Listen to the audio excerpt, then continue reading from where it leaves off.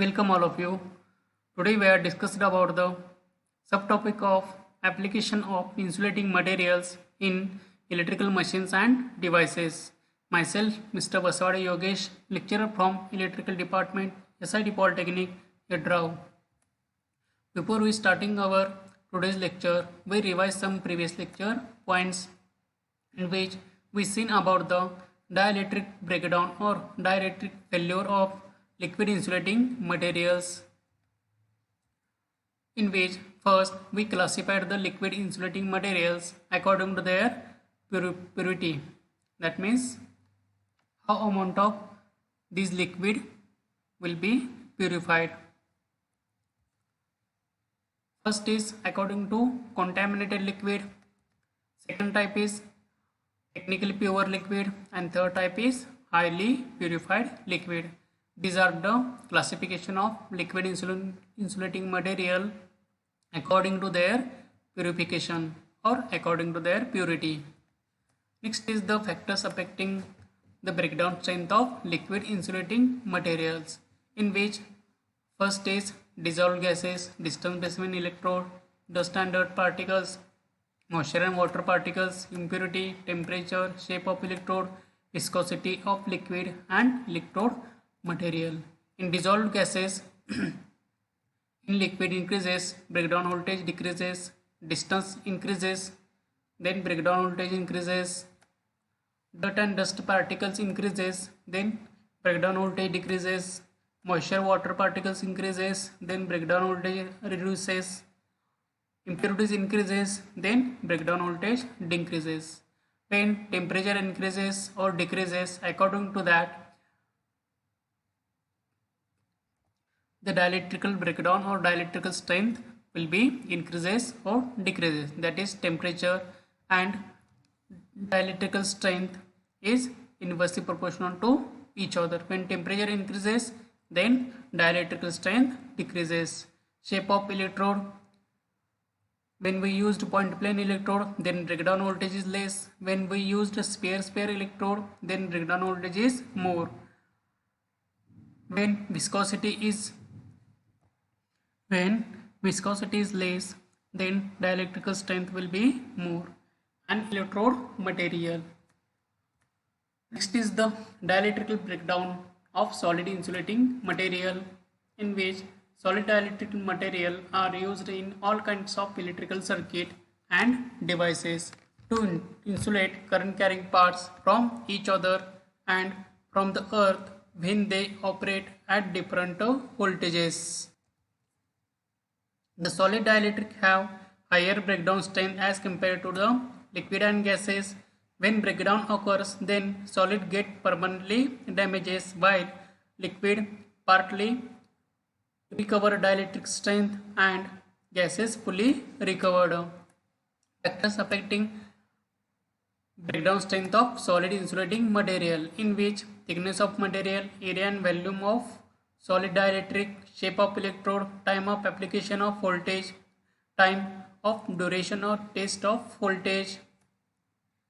6 number, electrode surface condition, method of placing the electrode, moisture and other contamination, chemical composition of electrode and frequency of applied voltage, short circuit or ground faults, losses or heating of insulating material and pure maintenance, porous material, lighting stroke. These are the factors which are affects the breakdown strength of solid insulating materials. Next is classification of breakdown mechanism in solids, in which first is intrinsic breakdown, which is occurred due to the electrons capable of migrating through the lattices. Thermal breakdown, which are occurred due to the local heat generated by losses. Next is discharge breakdown. It is depends upon the partial discharge between the porous materials. Electromechanical breakdown, it is a cumulative process and gradually builds up to breakdown. That means according to the completion of life, the breakdown will be occurred. These are the 4 types of breakdown mechanism. Next is the Failure of solid dielectric or breakdown in solid dielectric depends upon the three types of breakdown. First, electrothermal breakdown. It is due to the heat produced by dielectrical loss, which is proportional to the intensity of electrostatic field and frequency. Next is purely electrical breakdown, in which due to the collision of electrons, the ionization will be occurred. Due to this ionization, the breakdown will be occurred. This ionization occurred due to the strong electrical field, kinetic energy increases and collision occurs. Electrochemical breakdown. In electrochemical breakdown usually occurs at very high temperature and high humidity of the surrounding air. Next is the reason for failure of gaseous and solid dielectric material used in electrical engineering application, in which first point is system voltage, second point is long time partial discharge, third point is superheating of dielectric material due to the losses or heavy current or heavy load, due to the lightning surges, due to the short circuit or ground fault, and last is the due to the poor maintenance of insulating material. These are the factors which are, or these are the reasons which are make the failure of insulating materials in gases or in solid insulating materials. Next is the reason of failure of porcelain insulators, which are one of the example of solid dielectric material, in which manufacturing defects, uneven expansion and contraction of insulator, mechanical stress, porous material, flashover due to lightning stroke, flashover due to large bird or similar object, flashover caused due to the dust deposition. Next is the due to the wrong selection of insulating material, rough handling of insulating materials, and aging effect on the insulating materials. These are the factors which are affects the failure of porcelain insulating materials. These are the image which are shown the one type of partial discharge or one of the reason of failure of dielectrical material or insulating material. Now our today's session is on the application of insulating materials in electrical machines and devices. In introduction, first, the insulating materials plays very important role in satisfactory operation of electrical devices and machines, in which current carrying wires or conductors are surrounded by the insulating materials. That means mainly in electrical engineering field, we are used insulation for electrical machines and devices, electrical components, electrical accessories, etc., which are plays very important role for isolate the conducting part from the human body, due to which we get protection from the electrical shock, in which current carrying wires or conductors are surrounded by the insulating materials. Next point is failure of an insulating materials is one of the main reason failure of electrical devices and machines. आता जे electrical machines किंवा device असतात ते failure कशामुळे होतात, तर त्यातलं एक रिझन म्हणजेच इन्सुलेटिंग मटेरियलचं फेल्युअर. सपोज दोन कंडक्टर्स आहेत तर त्यामध्ये इन्सुलेशन फेल्युअर झालं तर काय होणार आहे त्या ठिकाणी. सपोज त्या डायग्राममध्ये आपल्याला काय दाखवलेलं आहे, आपले दोन सपोज कंडक्टर आहेत आणि त्या कंडक्टरमध्ये इन्सुलेशन प्रोव्हाइड केलेलं आहे. सपोज जर हे इन्सुलेशन नसेल, ओके, आता यामध्ये कोणत्याही टाईपचं दोन वायर्समध्ये इन्सुलेशन नाही, तर त्या जर या वायर्सच्या जवळ आल्या तर काय होणार आहे, यामध्ये एक प्रकारे शॉर्ट सर्किट होऊ शकतं, कारण यामध्ये इन्सुलेशन नाही, दोन कंडक्टिंग पार्ट्स आहेत. ज्यावेळेस दोन कंडक्टिंग पार्ट आपण एकत्र येतात जर इन्सुलेशन नसेल तर यामध्ये शॉर्ट सर्किट होऊ शकते. शॉर्ट सर्किट होऊन जे काय वायरिंग इन्स्टॉलेशन असेल ते वायरिंग इन्स्टॉलेशन डॅमेज होऊ शकते. ओके, किंवा जे काही इलेक्ट्रिकल मशीन असेल, सपोज मोटर असेल एखादी, मोटरच्या दोन वाइंडिंगमध्ये तुम्ही जर इन्सुलेशन प्रोव्हाइड केलं नाही, दोन कंडक्टरमध्ये किंवा दोन कॉइल्सच्या दोन टर्नमध्ये इन्सुलेशन प्रोव्हाइड केलं नाही, तर काय होणार, ते दोन टर्न शॉर्ट सर्किट होऊन ते मशीन असेल किंवा मोटर असेल किंवा इलेक्ट्रिकल डिव्हाइस असेल तर ते डॅमेज होण्याची शक्यता असते. त्यामुळं पण त्याला इन्सुलेशन प्रोव्हाइड करतो. Next is insulating material should have good electrical and mechanical strength. It should have good thermal and chemical stability. We have seen before the properties of electrical insulating material, in which it should have good electrical and mechanical strength. So it withstand the electrical and mechanical stresses. Also, it should have good thermal and chemical stability. Due to the thermal stability, the insulating material will withstand the high temperature or high heating condition. And chemical stability, when change the environment, that means in case of summer, rainy season or winter season, the environment will be changed, so that according to the environment, or this electrical insulating material will withstand these environmental changing effects. Next is in this section we will discuss about the application of insulating material for electrical machines, power and distribution transformer, capacitors, cables, switchgear, electronic equipments, transmission equipment, small machines, etc. In which first is the application in power transformer. The insulating materials used in power transformers are: first is pressboard. All these insulating material properties we will see in section of properties of insulating materials, in which first is pressboard, second is wooden material, third is bushing or insulation, fiberglass materials, insulating oil, and bakelite papers or bakelite material. These are insulations which are used in power transformer as well as sometime in distribution transformers.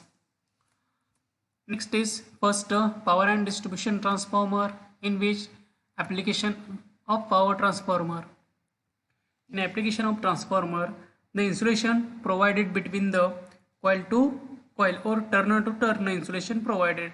That means these are the turns of the winding or coil, in which insulation will be provided.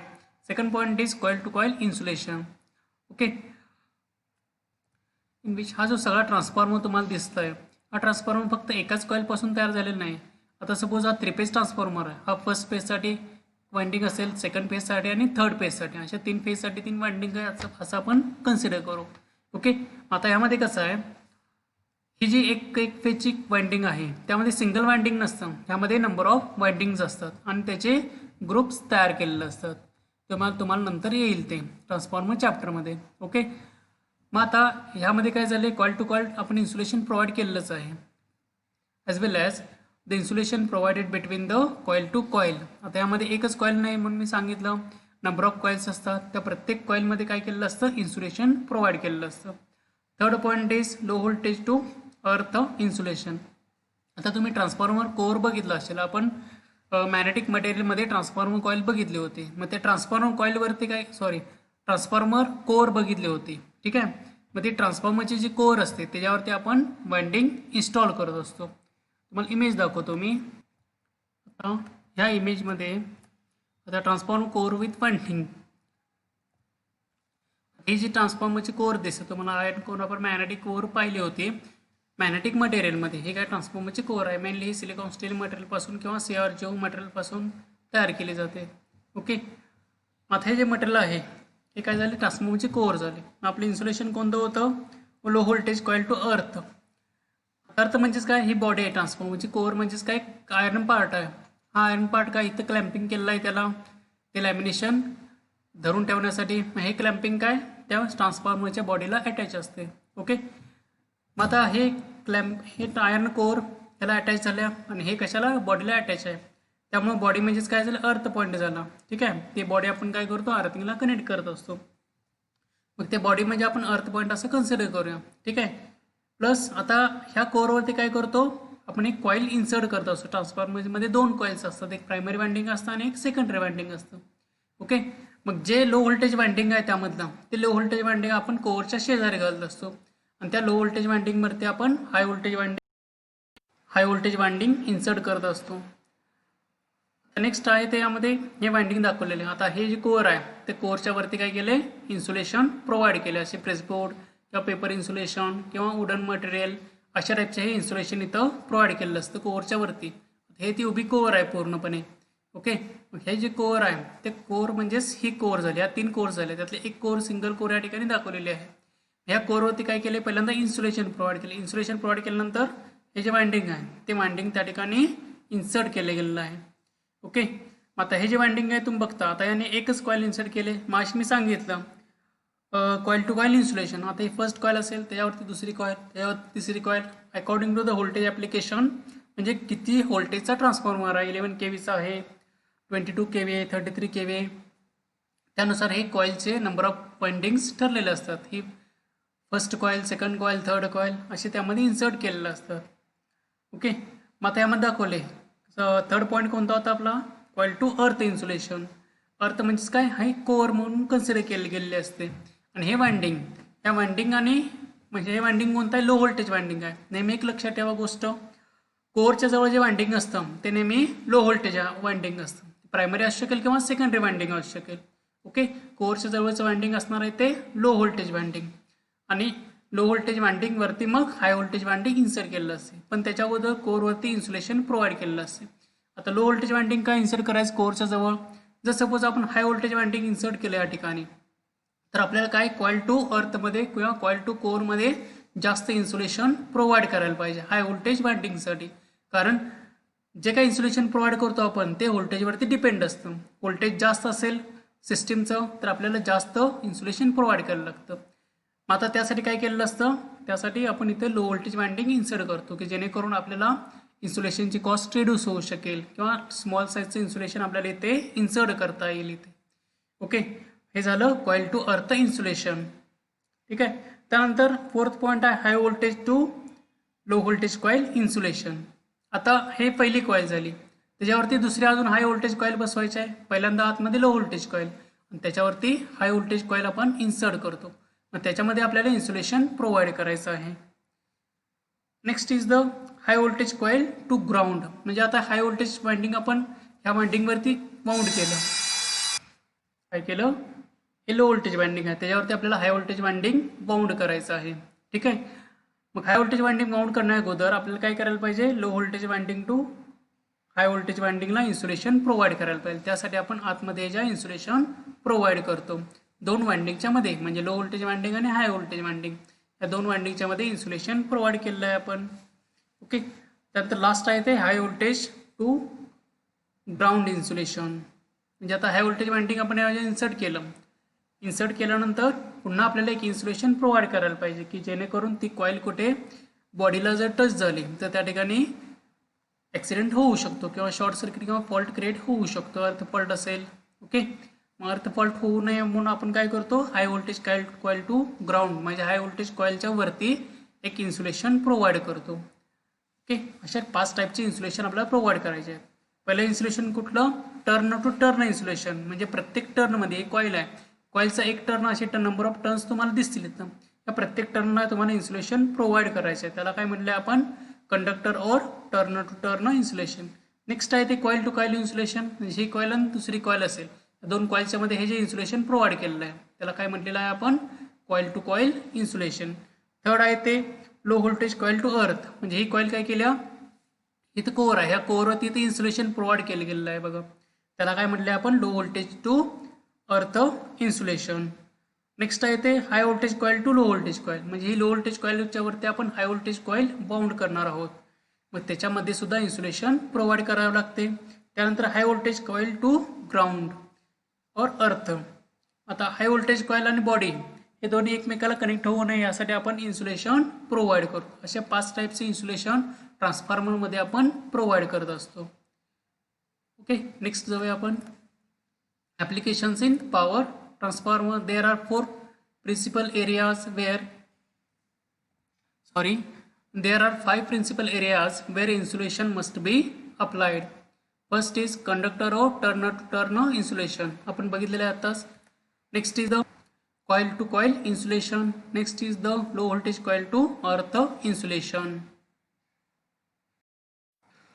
Next is the high voltage coil to low voltage coil insulation.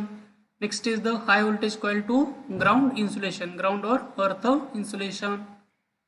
One by one study करूया. Applications in power transformer. First is the conductor or turn insulation. मग अशी बघितलेलं आपण प्रत्येक कंडक्टरवरती किंवा प्रत्येक कॉइलच्या टर्नवरती insulation provide केलेलं असते. ओके, त्याला म्हटले आपण turn insulation. Using directly organic enamel on conductor for smaller rating. इनॅमलमध्ये काय असतं, एक वॉर्निश टाईप मटेरियल असतं. आपण 5th नंबरचा पॉईंट बघितलेला बघा, रेझिनियस मटेरियलमध्ये, सिंथेटिक रेझिसमध्ये. ओके, मग त्यामध्ये काय इनॅमल नावाचं इन्सुलेशन होतं. मग सुपर इनॅमल्ड कॉपर वायर असं आपण एक कन्सेप्ट बघितली होती. त्यामध्ये ही सुपर इनॅमल्ड कॉपर वायर असतं, त्याचं इन्सुलेशन त्यामध्ये प्रोव्हाइड केलेलं असतं. ओके, हे स्मॉल करंट रेटिंगसाठी. ओके, स्मॉल रेटिंगसाठी using paper or glass type wrapped on the rectangular conductor. आता आपण मगाशी थोड्या वेळपूर्वी एक्झाम्पल बघितलं.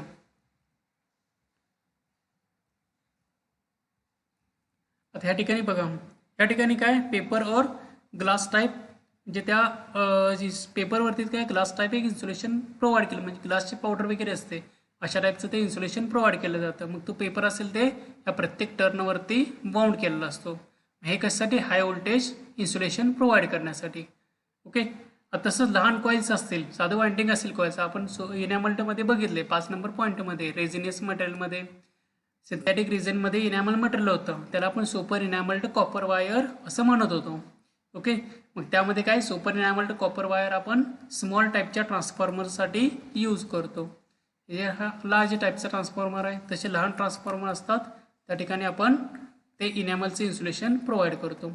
नेक्स्ट आहे ते कॉईल टू कॉईल इन्सुलेशन. म्हणजे आपण बघितले एक कॉईल होते, त्यानंतर दुसरी कॉईल, त्या 2 कॉईलच्या मध्ये इन्सुलेशन प्रोव्हाइड करतो. आता ते इन्सुलेशन कोणतं असतं, kraft paper is used in small transformer. लहान पेपर क्राफ्ट पेपर म्हणून नसतो, तेव्हा आपण स्मॉल ट्रान्सफॉर्मरमध्ये यूज करतो. Pressboard, glass fabrics or porcelain are used in case of higher rating of transformer. हे जे मटेरियल्स आहेत ते आपण स्टडी केलेलं आहे. आता पोर्सलिन मटेरियल म्हणजेच काय, ते पोर्सलिनचे पावडर त्या पेपरवरती ॲड केलेले असते. किंवा ग्लास फॅब्रिक्स. ग्लास फॅब्रिक म्हणजे हिटिंगपासून प्रोटेक्शन प्रोव्हाइड करण्यासाठी आपण ग्लास टेप असतो, ग्लास फॅब्रिकचा एक टेप असतो. आपण मायका इन्सुलेशन बघितलं होतं, त्या मायकाचे टेप वगैरे होते, तसं ग्लास फायबरचा एक टेप असतो, त्याचा इन्सुलेशन टेप असतो आपला. त्याच प्रमाणे ते काय करतो आपण, हाय हिटिंग इक्विपमेंट म्हणजे वेल्डिंग ट्रान्सफॉर्मर वगैरे असतात त्याच्यावरती इन्सुलेशन प्रोव्हाइड करण्यासाठी आपण त्याचा यूज करतो. Next is the low voltage coil to earth insulation. आपण बघितलं होतं ट्रान्सफॉर्मरची कोरच्या जवळ काय लो व्होल्टेज वाइंडिंग असतं, त्या ठिकाणी हे इन्सुलेशन प्रोव्हाइड केलं जातं. Generally of the insulation system used in oil filled transformer consist of oil impregnated pressboard. आता आपण ती इमेज बघूया पुन्हा एकदा. ह्या इमेजमध्ये बघा, या ठिकाणी जे लो व्होल्टेज काही कोअर आहे, low voltage coil to earth, म्हणजे ह्या कोअरच्या जवळ लो व्होल्टेज कॉईल आहे, ह्यामध्ये प्रेसबोर्ड म्हणजे इम्प्रेग्नेटेड केलेला प्रेसबोर्ड आपण या ठिकाणी यूज करतो. अशा टाईपचे जाड पुट्ट्यासारखं मटेरियल असतं ते प्रेसबोर्ड. म्हणजे तुम्ही वाइंडिंगच्या दुकानामध्ये किंवा वाइंडिंगच्या ठिकाणी करतात तिथे जाऊन बघू शकता या टाईपचं मटेरियल. हे कसलं असतात, ऑइल इम्प्रेग्नेटेड प्रेसबोर्ड्स असतात, ते आपण प्रोव्हाइड करतो. Next applications in power transformer. High voltage coil to low voltage coil insulation normally consist of solid tubes combined with the liquid or gas filled spaces. हे इन्सुलेशन आपण low voltage coil बघितली, त्याच्यावरती high voltage coil bound करणार आहोत. त्यामध्ये काय असतं, त्या ठिकाणी डायग्राममध्ये दाखवले बघा, या ठिकाणी एक पट्टी वेगळी दिसते, ह्या जसं पट्ट्या आहेत त्या प्रेसबोर्डच्या, तसे यामध्ये पट्ट्या इन्सर्ट केलेल्या असतात. त्या पट्ट्यांना काय म्हटलंय, प्लस त्याच्याभोवती एक पेपर रॅपिंगचं इन्सुलेशन असतं किंवा अशा टाईपचे प्रेसबोर्ड, तुम्हाला बाहेर आलेले प्रेसबोर्ड दिसत असतील, ते प्रेसबोर्ड ह्या त्या ठिकाणी लो व्होल्टेज कॉईल आणि हाय व्होल्टेज कॉईलच्या मध्ये इन्सर्ट केलेलं असतं त्यामध्ये. Next is the liquid or gas in spaces help to remove the heat from the core and coil structure and also helps to improve the insulation strength. आता liquid किंवा gas space आपण त्या ठिकाणी काय केले, प्रेसबोर्ड इन्सर्ट केले 2 वाइंडिंगच्या मध्ये, म्हणजे त्या दोघांमध्ये 2 वाइंडिंगमध्ये एक स्पेस ठेवलेला आहे. त्या स्पेसमुळे काय होतं, लो व्होल्टेज आणि हाय व्होल्टेज कॉईलमधली जी हीट असते ती हीट ट्रान्सफर होण्यासाठी हेल्प होते. As well as also helps to improve the insulation strength. म्हणजे त्यामध्ये एक एअर गॅप येतो, मग एअर ॲज अ इन्सुलेशन म्हणून सुद्धा ॲक्ट होतं, पण त्यामध्ये हाय रेटिंगच्या जे हाय रेटिंगचे ट्रान्सफॉर्मर असतात त्यामध्ये आपण ऑइल मेनली यूज करतो, त्यामुळे ऑइल ॲज ए इन्सुलेशन म्हणून त्या ठिकाणी ॲक्ट होत असते. प्लस त्यामध्ये स्पेस मिळाल्यामुळं इन्सुलेशन स्ट्रेंथ त्याची इन्क्रीज होऊन जाते. High voltage coil to ground insulation. आता high voltage coil to ground म्हणजेच काय, जसं आपण ह्या डी टाईपमध्ये बघितलं त्यामध्ये स्पेस ठेवलेला असतो मध्ये प्रेसबोर्डचं, किंवा त्या ठिकाणी इम्प्रिग्नेटेड स्पेसबोर्ड असतो त्याचे स्पेसर म्हणून ॲक्ट होतो. म्हणजे दोन अर्थ आणि कॉईल ह्यामध्ये इन्सुलेशन म्हणून ते ॲक्ट होत असतं. जसं डी टाईप आहे त्याच टाईपमध्ये ई टाईपमध्ये high voltage coil to ground insulation provide केलं जातं. हे झाले आपले 5 type. The winding insulation is normally made of paper. म्हणजेच काय, जे का वाइंडिंग इन्सुलेशन म्हणजे का कॉईलवरती किंवा टर्नवरती किंवा ते कंडक्टरवरती जे आपण इन्सुलेशन प्रोव्हाइड करणार आहोत ते कसं आहे, पेपर इन्सुलेशन आहे. सेल्युलोज बोर्ड म्हणजे प्रेस बोर्ड यूज केला होता आपण, ते काय नॅचरली आपल्याला अवेलेबल असतं त्यामुळे त्याला काय म्हणलेलं आहे आपण, cellulose board. Is also used as a internal insulation in liquid filled transformer. Mainly जे सेल्युलोज बोर्ड्स असतात ते आपण ऑइल फील्ड ट्रान्सफॉर्मरमध्ये मेनली यूज करतो. Cellulose insulation is impregnable with the insulation fluid of transformer. आता हे जे सगळे इन्सुलेशन्स आहेत, पेपर, प्रेसबोर्ड वगैरे इन्सुलेशन किंवा ग्लास फायबर मटेरियल असेल, हे सगळे इन्सुलेशन कसं असतात, इम्प्रेग्नेटेड असतात. कशा, ऑइल इम्प्रेग्नेटेड. आपण ट्रान्सफॉर्मरमध्ये ऑइल इन्सर्ट करतो कशासाठी, इन्सुलेशनसाठी, प्लस ॲज ए डायलेक्ट्रिक म्हणून त्या ठिकाणी आपण ऑइल इन्सर्ट करत असतो. त्यामुळे त्या ठिकाणी ते पेपर किंवा प्रेसबोर्ड असतील ते ऑटोमॅटिकली इम्प्रेग्नेटेड होऊन जातात. त्या ठिकाणी सुद्धा इन्सुलेशन दाखवलं आहे. The kraft paper providing turn to turn insulation of winding. Conductor tap leads wrapped in paper insulation. Conductor tap leads म्हणजेच काय, तर या ठिकाणी त्या इमेजमध्ये दाखवलं आहे. या ठिकाणी आपण वेगवेगळे वाइंडिंग मी मला सांगितलं, हे संपूर्ण एकच वाइंडिंग नसतं, यामध्ये नंबर ऑफ कॉइल्स असतात, 3 असतील 4 असतील, according to the voltage distribution त्या वाइंडिंगचं डिस्ट्रीब्युशन केलेलं असतं. म्हणजे टॅपिंग ह्यामधून टॅपिंग्स काढलेले असतात, मग टॅपिंगला इन्सुलेशन प्रोव्हाइड करायचं काम केलेलं असतं. या ठिकाणी त्यामधून टॅपिंग्स म्हणजे कनेक्शन बाहेर काढलेलं असतं त्या कॉईल वाइंडिंगमधून, त्याला आपण टॅपिंग म्हणू शकतो. ओके, त्यावरती इन्सुलेशन त्या लीडना म्हणजे त्या ठिकाणी जॉईंट वगैरे असेल त्या लीडना इन्सुलेशन प्रोव्हाइड केलेलं असतं. Next is entering using dense pressboard to add mechanical strength spaced to also provide for cooling of the inner winding. म्हणजे लो व्होल्टेज आणि हाय व्होल्टेज वाइंडिंगमध्ये एक स्पेस प्रोव्हाइड केलं जातं. त्या स्पेसमुळे काय होतं, त्या वाइंडिंगला दोन्ही कूलिंग प्रोव्हाइड केलं जातं. Dense pressboard used for support. म्हणजे आता इथे या ठिकाणी डेन्स म्हणजे जास्त जाडीचा प्रेसबोर्ड या ठिकाणी प्रोव्हाइड केला जातो त्याला सपोर्ट देण्यासाठी त्या वाइंडिंगला, एखालच्या साईडला mainly. Next is the applications in power transformer in which conductor insulation is usually paper in the form of pressboard. Mainly यामध्ये पेपरचा जास्तीत जास्त यूज केला जातो आणि त्यानंतर तो पेपर इम्प्रेग्नेटेड केला जातो, त्यामुळे त्याची विस्टँड करण्याची कॅपॅसिटी इन्क्रीज होते, डायलेक्ट्रिकल स्ट्रेंथ इन्क्रीज होते. Insulating boards is made of wood or mixture of wood and cotton. आता हे प्रेसबोर्ड्स असतात, हे मेनली कसं वूडपासून मिळवता येतं आपल्याला, म्हणजे नॅचरली अवेलेबल होतात, किंवा mixture of wood and cotton. Next is the cast resin also used in insulating system at lower voltage rating. Cast resin म्हणजेच काय, जे इपॉक्सी रेझिन वगैरे बघितलं होतं आपण सिंथेटिक रेझिन मटेरियलमध्ये, त्यातलं रेझिन असतं ते रेझिन आपण या ठिकाणी लोअर व्होल्टेज रेटिंगसाठी यूज करतो. Higher temperature system employ synthetic fluid. म्हणजे हायर टेम्परेचर रेटिंगसाठी आपण जे काही सिंथेटिक ऑइल्स वगैरे असतात त्यासाठी आपण ते as a insulation plus as a coolant purpose आपण ते यूज करत असतो. मेनली ट्रान्सफॉर्मर ऑइल जे असतं ते आपण हे ॲज ए इन्सुलेशन आणि ॲज ए कुलंट म्हणून त्याचा यूज करत असतो. Next is for gas insulated power transformer use sheet aluminium conductor for winding a polymer film or turn to turn insulation is provided. आता गॅस इन्सुलेटेड पॉवर ट्रान्सफॉर्मर असतात की जे GIS सबस्टेशनमध्ये आपण त्याचा यूज करतो. ओके, म्हणजे त्यामध्ये नायट्रोजन गॅस त्याच्या कूलिंगसाठी प्रोव्हाइड केलेला असतो, म्हणजे ऑइल वगैरे त्यामध्ये नसतं, डायरेक्टली गॅस आपण त्या ठिकाणी कूलिंग प्रोव्हाइड करण्यासाठी त्याचा आपण यूज करतो. मग अशा वेळेला काय केलं जातं त्या टाईपच्या ट्रान्सफॉर्मरमध्ये, म्हणजेच काय गॅस इन्सुलेटेड पॉवर ट्रान्सफॉर्मर, त्यामध्ये ऑइलचा यूज केलेला नसतो शक्यतो. Use sheet aluminium conductor for winding a polymer film or polymer film for turn to turn insulation.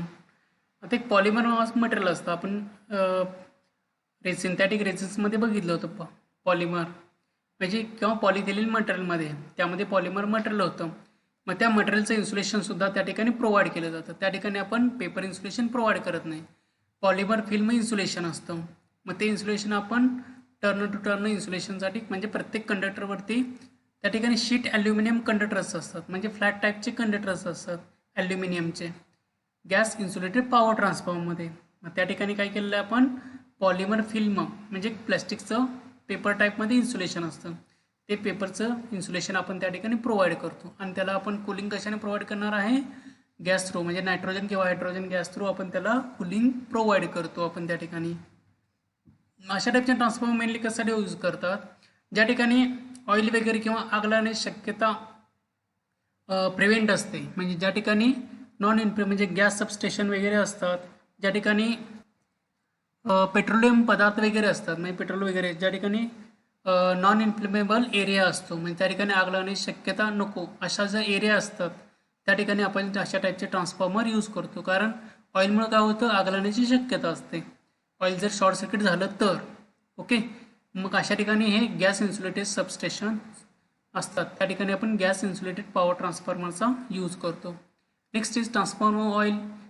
It required dielectric strength and insulation. आता ट्रान्सफॉर्मर ऑइल काय प्रोव्हाइड करतं, dielectric strength provide करतं आणि त्याला इन्सुलेशन प्रोव्हाइड करतं. Plus it cools the transformer by circulating itself through the core and the coil structure. आणखी काय use आहे ट्रान्सफॉर्मरचा, ते ऑइल काय करतं, ट्रान्सफॉर्मरचा कूलिंग प्रोव्हाइड करतं. ते तुम्हाला DC मशीन अँड ट्रान्सफॉर्मर सब्जेक्टमध्ये येईल पॉईंट तो, ट्रान्सफॉर्मर कूलिंग कशा पद्धतीने होतं त्यामध्ये. It should be in the liquid state over the complete operating range of temperatures between -40°C to 50°C. म्हणजे ऑपरेटिंग कंडिशन काय ट्रान्सफॉर्मर ऑइलची, -40°C टू 50°C पर्यंत आपण ट्रान्सफॉर्मर ऑइल लिक्विड स्टेटमध्ये म्हणजे चांगल्या वर्किंग कंडिशनमध्ये आपल्याला मिळू शकतं. जर टेम्परेचर वाढलं किंवा एकदमच कमी झालं तर ते जे प्रॉपर्टी चेंज व्हायला स्टार्ट होते. The oil gets oxidise when exposed to the oxygen at higher temperatures. तर जर ट्रान्सफॉर्मर ऑइल ऑक्सिडाइज होतं, कधी होणार आहे, त्यावेळेला आपण ते एन्व्हायरमेंटल कंडिशनमध्ये ठेवतो आणि ज्या ऑक्सिजनच्या संपर्कात आलं तर काय होणार आहे, ते ऑक्सिडाइज होणार आहे. ज्यावेळेला हायर टेम्परेचर अप्लाय होईल त्यावेळेला किंवा त्यामध्ये हायर टेम्परेचर होऊन ते ऑक्सिजनच्या संपर्कात येईल त्यावेळेला ते ऑइल ऑक्सिडाइज होणार आहे. ठीक आहे. Next is formation of peroxides, water, organic acids and sludge which causes chemical deterioration of the paper insulation and the metal parts of the transformer. आता हे ऑइलमुळे इफेक्ट काय होतात, पेरॉक्साईड म्हणजे फॉर्मेशन ऑफ पेरॉक्साईड. या पेरॉक्साईडमुळे काय होतं किंवा जे काही पॉईंट्स दिलेले आहेत, म्हणजे एक पेरॉक्साईड्स असतील, वॉटर कंटेंट असतील, ऑर्गॅनिक ॲसिड, त्या ऑइलमध्ये सपोज ऑर्गॅनिक ॲसिड तयार झालं काहीतरी केमिकल प्रोसेसमुळं, कारण टेम्परेचर इन्क्रीज किंवा डिक्रीज होत असतं कंटिन्युअसली. आणि स्लज म्हणजे काय, तुम्ही आता घरामधले तेल बघितलं, खोबरेल तेल वगैरे, खाली अशी गोळे आलेले असतात खोबरेल तेलाला किंवा घाण असलेली असते, त्याला आपण काय म्हणतो, स्लज म्हणतो.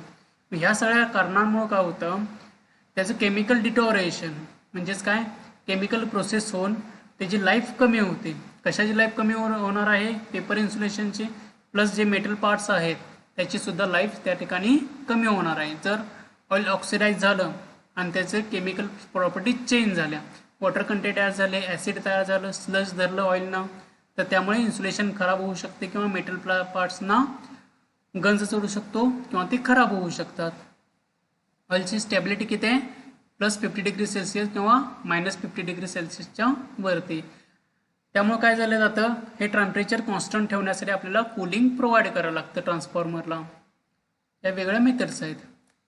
Next is the sludge being heavy reduces the heat transfer capabilities of the oil. Sludge म्हणजे मी सांगितलं, जी ऑइलच्या खाली घाण साठलेली असते त्याला आपण स्लज म्हणतो, किंवा गोळे आलेले असतात ऑइलला त्याला आपण स्लज म्हणतो. या स्लजमुळं काय होतं, की ट्रान्सफॉर्मरची हीट ट्रान्सफर करण्याची कपॅसिटी आहे, ट्रान्सफॉर्मरला आपल्याला कूलिंगसुद्धा प्रोव्हाइड करावं लागतं आणि ते ऑइल थ्रू होऊ शकतं. म्हणजे हीट ट्रान्सफर करण्याची कपॅसिटी आहे ऑइलची, ती त्या स्लजमुळे कमी होते. And also forms a heat insulating layer on the coil structure, the core and tank walls. आता हे स्लजमुळे काय होऊ शकतं, एक लेअर चढवला जातो कशावरती, त्या कॉईल स्ट्रक्चरवरती, कॉईलवरती, प्लस त्या टँकचे ज्या साईडची बॉडी आहे, टँकच्या आतली बॉडी, त्याच्यावरती एक स्लजचा लेअर येतो. त्यामुळे हीट ट्रान्सफर कॅपॅबिलिटी कमी होऊ शकते ट्रान्सफॉर्मर ऑइलची. The effect of oxidation are minimized by designing them such that access to oxygen is self medium. म्हणजे जी काही ऑक्सिडेशनची कपॅसिटी आहे, ती ऑक्सिडेशन होण्याची प्रोसेस आहे, ती मिनिमाइज करण्यासाठी काय करायचं, ट्रान्सफॉर्मर त्या कपॅसिटीचा डिझाईन करायची जेणेकरून ऑक्सिजन तयार होण्याची कपॅसिटी लिमिटमध्ये करता येईल आपल्याला, किंवा ती लिमिटेशन आणता येईल त्यावरती. Sealed transformer filling with nitrogen gas providing oxygen absorber like activated clay or aluminium. आता ॲल्युमिनियम किंवा क्ले हे जे मटेरियल जसं ऑक्सिजन ॲब्सॉर्ब करतं, त्या टाईपमध्ये सील्ड ट्रान्सफॉर्मरमध्ये त्याचे सील्ड ट्रान्सफॉर्मर असतात, त्यामध्ये काय नायट्रोजन गॅसचा यूज केलेला असतो. नायट्रोजन गॅसमुळे काय होतं, ते ऑक्सिजन ॲब्सॉर्ब करतात. जसं आपलं क्ले मटेरियल आणि ॲल्युमिनियम मटेरियल ऑक्सिजन ॲब्सॉर्ब करतात, त्याप्रमाणे nitrogen material, nitrogen gas oxygen absorb करतो. Arc discharge inside a transformer decompose the oil and cause explosion. जर आर्क प्रोड्यूस झाले ट्रान्सफॉर्मरच्या आतमध्ये किंवा वाइंडिंगच्या आतमध्ये, तर काय होणार आहे, त्यामुळं ऑइल डिकंपोज होऊन त्या ठिकाणी एक्सप्लोजन म्हणजे ब्लास्ट होऊ शकतो. Next is the dry type transformer. Insulation of dry type transformer is now using prepegs composite fibers where a material such as epoxy is already present. म्हणजे अशा टाईपचं मटेरियल, प्रिपेक्स नावाचं मटेरियल आहे की ज्यामध्ये इपॉक्सी रेझिन प्रेझेंट असतं. आपण epoxy रेझिनचे bushings बघितलेले आहेत रेझिनियस मटेरियलमध्ये. ओके, तर त्या टाईपचे मटेरियल त्या ठिकाणी ड्राय टाईप ट्रान्सफॉर्मरला यूज केलं जातं. आपण ते बघूया नंतर. Manufactured using following baking materials, glass fibers, Nomex, Armide, paper, etc. आता हे जे प्रेपेक्स तयार करायचं आहे, त्यामध्ये आणखी काय मटेरियल यूज केले जातं, ग्लास फायबर्स, नोमेक्स आणि अर्माइड पेपर यूज केले जातात त्या मटेरियलच्या मॅन्युफॅक्चरिंगसाठी. Good dielectric strength of the coil, easy production method and could eliminate expensive vacuum impregnation of low voltage coil. आता ट्रान्सफॉर्मरचे ॲडव्हान्टेज काय, याची डायलेक्ट्रिकल स्ट्रेंथ चांगली असते, प्रोडक्शन एकदम मेथड सोपे आहे, आणि जे काय एक्सपेन्सिव्ह व्हॅक्यूम इम्प्रेग्नेशन प्रोसेस आहे, म्हणजे व्हॅक्यूम इम्प्रेग्नेशन प्रोसेस आपण लो व्होल्टेज कॉईलवरती करणार आहे किंवा हाय व्होल्टेज कॉईलवरती करणार आहे ट्रान्सफॉर्मरमध्ये, ते आपल्याला यामध्ये करावे लागत नाही कोणतेही इम्प्रेग्नेशन प्रोसेस. हा ट्रान्सफॉर्मर दाखवलेला आहे. आता या ट्रान्सफॉर्मरमध्ये काय केले, इपॉक्सी रेझिन जसं आपण इपॉक्सीचे बुशिंग बघितले होते, त्या टाईपमध्ये ट्रान्सफॉर्मर पहिल्यांदा काय केलं जातात, बाइंडिंग केलं जातं आणि त्याच्यावरती इपॉक्सी रेझिन किंवा हे जे प्रेपेक्स मटेरियल आहे, ते प्रेपेक्स मटेरियलचा लेअर या ठिकाणी दिला जातो की ज्यामुळे त्याची इन्सुलेटिंग डायलेक्ट्रिकल स्ट्रेंथ जास्त होते, चांगली असते, इझी प्रोडक्शन मेथड, प्रोडक्शन एकदम इझी आहे आणि कोणत्याही प्रकारचं इम्प्रेग्नेशन मेथड करावे लागत नाही.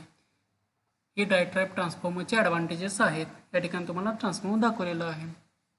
Okay, today's session is over.